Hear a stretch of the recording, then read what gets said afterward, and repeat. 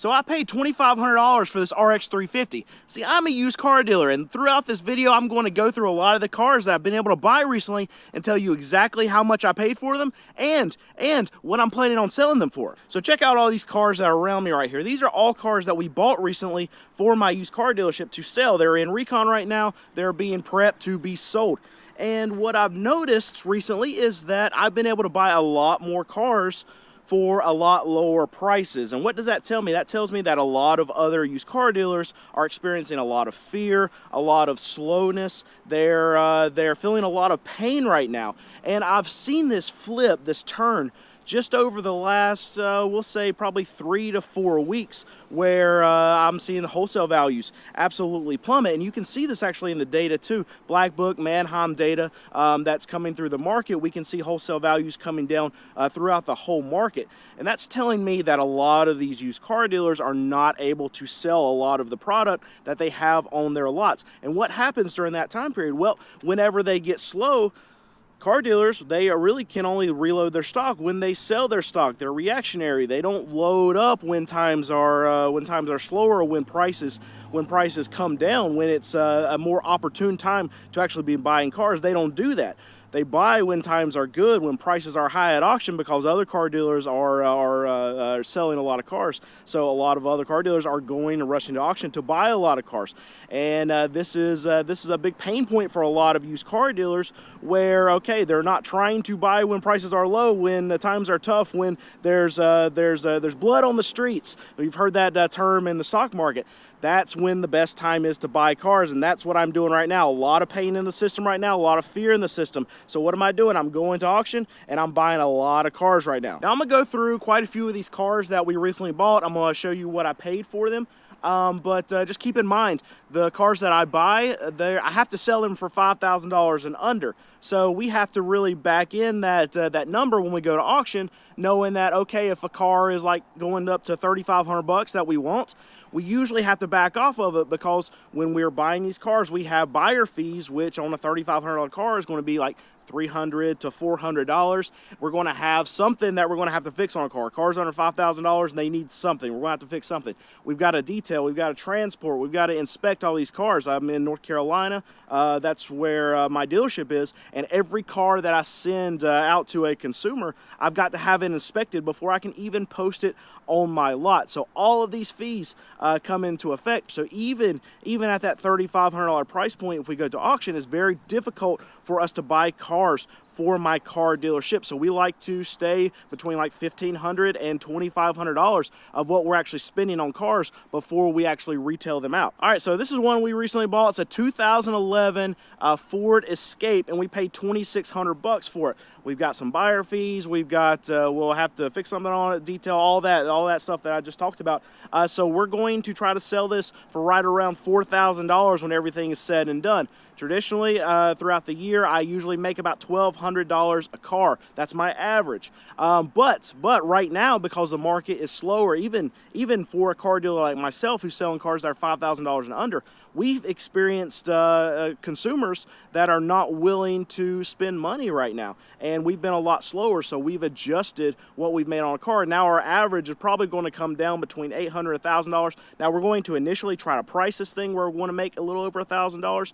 But after a week, after 2 weeks, if it doesn't get sold, if we don't have a lot of leads on it, we're going to drop the price. And I can talk to you for a minute about how I actually run my business. I like the market to tell me what the price of the car is. So if we put a car out for $3,500 and it sits for a week, it sits for 2 weeks, and we have zero attention on it, well, that's the market telling me it's not a good price. Now if we sell it immediately, that's the market telling me, okay, we got a good deal on that car, and we were able to give a good deal to a customer. We get blown up on the car, we sell it instantly, then that's a good price on the car. But if we don't sell it in a week, 2 weeks, and no attention, that's the market telling me price is no good, or the car is no good. Drop the price. We got to find that price. And I think a lot of car dealers like to sit on inventory. They like to age their inventory. They want to find that magical customer that's going to give them price. I don't like to do that. I like to turn volume. We sell sell a lot of cars here at my car lot. We sell a lot of cars under that, I mean, our sweet spot right now is like $3,000, and we turn and burn and turn and burn. We don't make a lot of money off each and every car. What we make our money on is doing volume. Here's another Lexus right here we recently bought. We love to buy these. I've got that Lexus right there that we bought. We've got this one right here. I've actually got two on my lot right now for sale, and they are, I had to look real quick.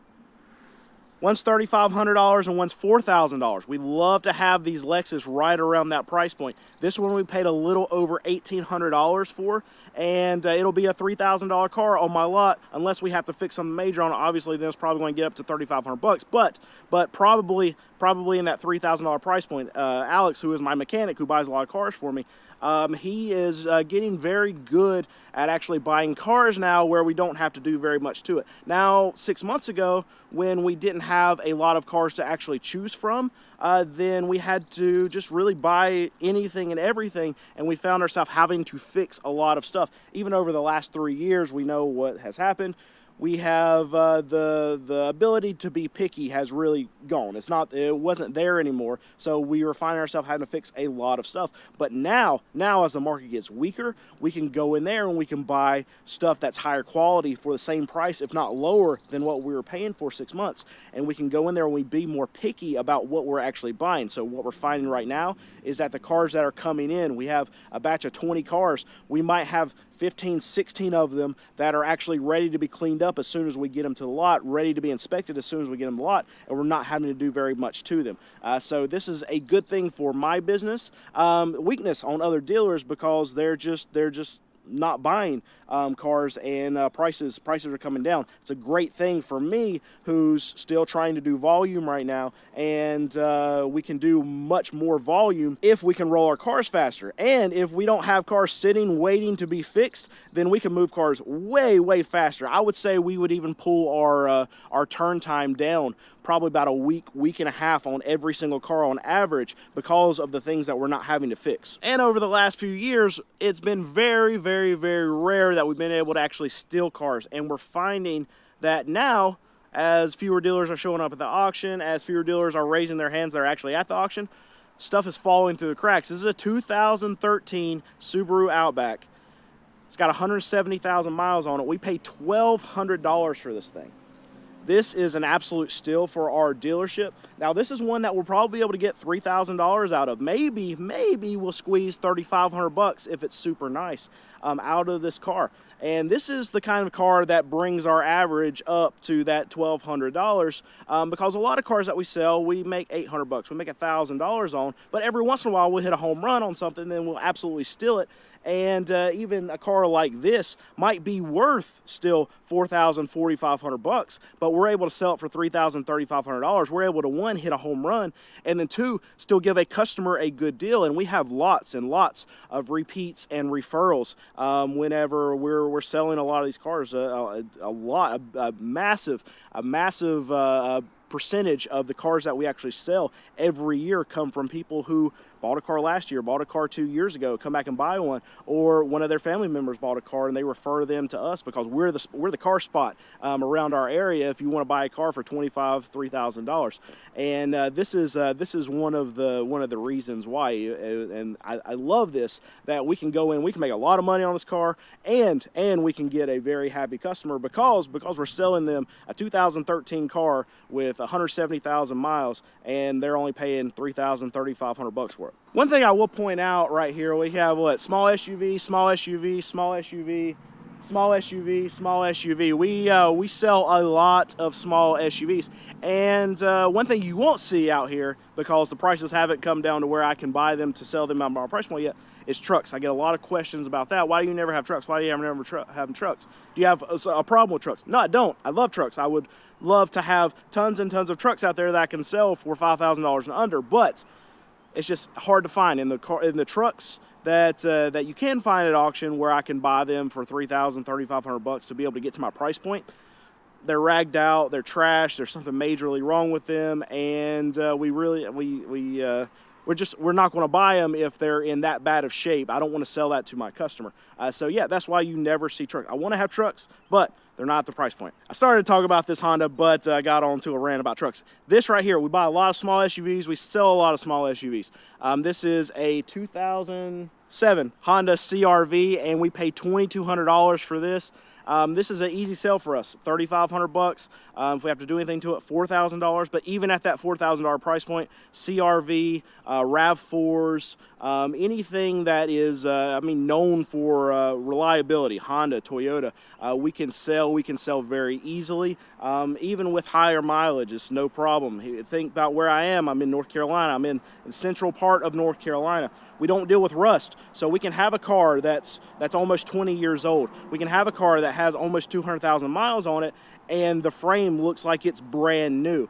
If I was in the Northeast, if I was on the coast, if I was in the mountains, if I was in anywhere other than where I am right now that has salt around the area of ice, whatever, I could not exist in the niche that I exist in, because all of the cars that I buy, they would just be disintegrated. I know I get a lot of comments, a lot of emails saying, well, you have cars with 180,000 miles, they're 20 years old.